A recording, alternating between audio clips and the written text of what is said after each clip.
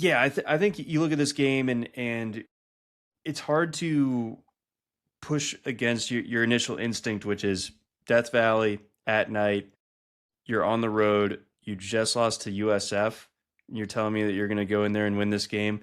Like, there's a lot that's pushing you in LSU's favor here. No question about it. And like, uh, look, I understand personal scar tissue. I don't hate Brian Kelly maybe as much as you do, but like, I think it's fair to say like I don't trust him that much, but I do trust him more than Billy Napier at this point. I think that last week was an abysmal showing by Napier, both in terms of like play calling, and he's not giving up the play calling, and then of course just kind of like the general team. Like, how do you do the things that you did to end up losing that game? Just so undisciplined. I think that's a reflection of the coach. So all of that very problematic uh,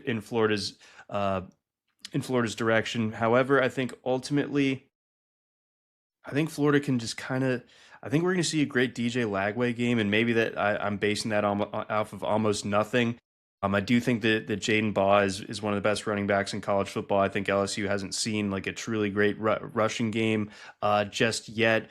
Clemson wasn't really going to be testing them too much in that regard. LSU's got the great linebackers, of course.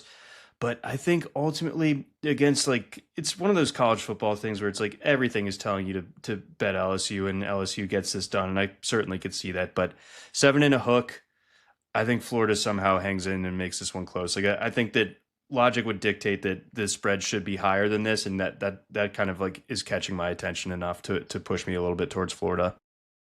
So I've been trying to like talk myself into how does Florida make this a game?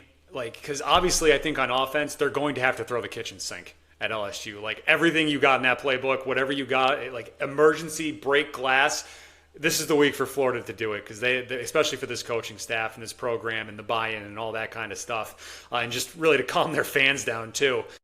They have to do everything they can on offense to try to move this ball. Going to be interesting to see. But on defense and the defensive side here, Billy Napier did talk about before the season that he loves his defensive line and this front seven here. Feels like it's the strength of their team.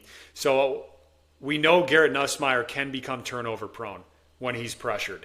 This LSU offensive line is still relatively inexperienced here.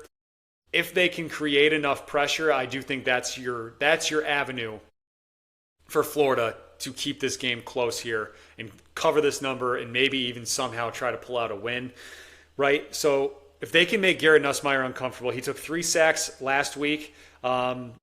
It's got to come from the Florida defensive line.